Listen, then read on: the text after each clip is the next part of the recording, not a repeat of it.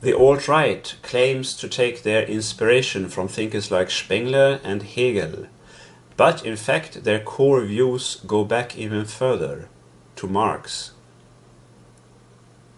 The term Jewish question first appeared in the UK in the mid-18th century during the debates concerning the so-called Jew Bill of 1753.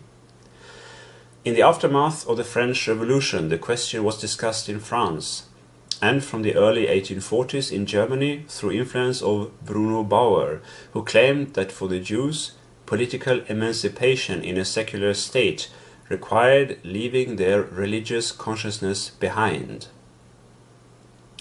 A year later, in 1844, Karl Marx responded to Bauer in an essay called On the Jewish Question, where he claimed huckstering to be the Jew's worldly religion and money his worldly god.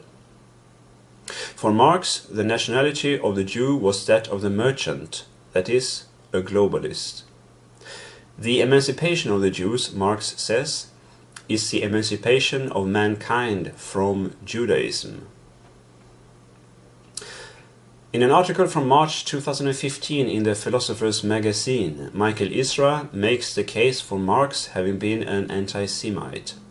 According to Larry Ray, for Marx, there was no room for the existence of the Jews as a separate ethnic or cultural identity. Dennis Fishman reads Marx as saying that the Jews can only become free when they no longer exist as Jews. For Paul Johnson, Marx imagined the Jews as conspiring to corrupt the world.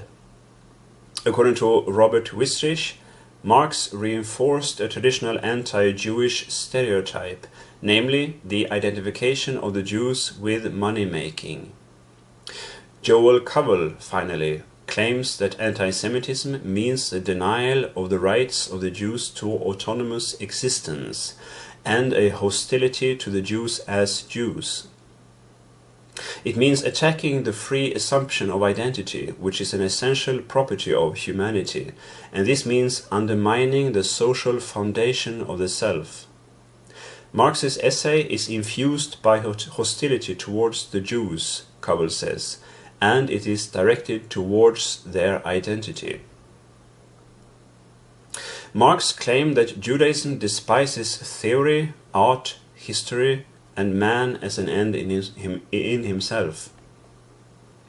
Marx's anti-Semitism inspired communists like Red Army faction terrorist Ulrike Meinhof, who maintained that the reason for the Holocaust was hatred of capitalism, and that the Jews were murdered because of being exactly what they were accused of being, namely money Jews, i.e. capitalists.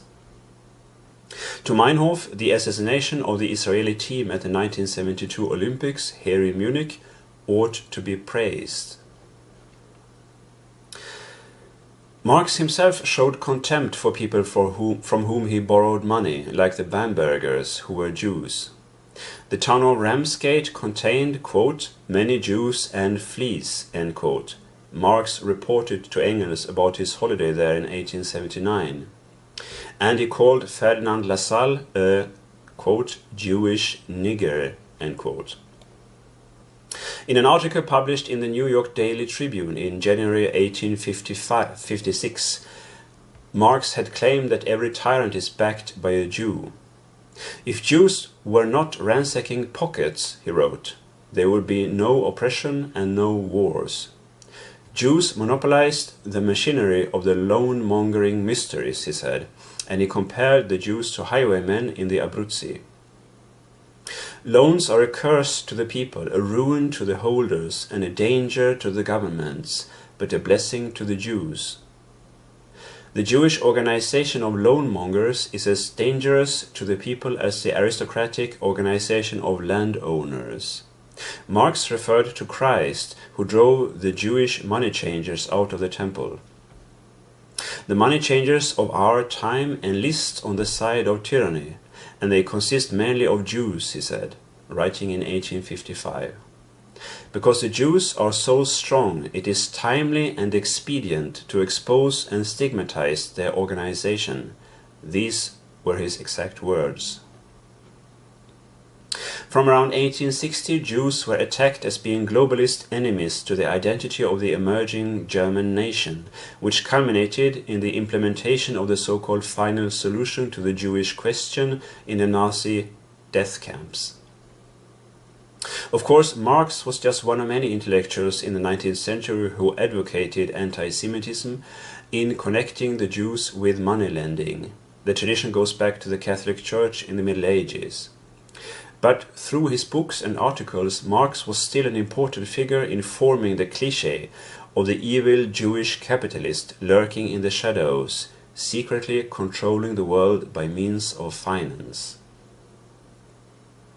The alt-right's focus on the Jews as their main enemy may make one suspect that they are anti-capitalistic, like extreme rightists from the past, for example Ezra Pound, whose anti-Semitism was entirely based on his anti-capitalism, and who came to endorse Italian fascism.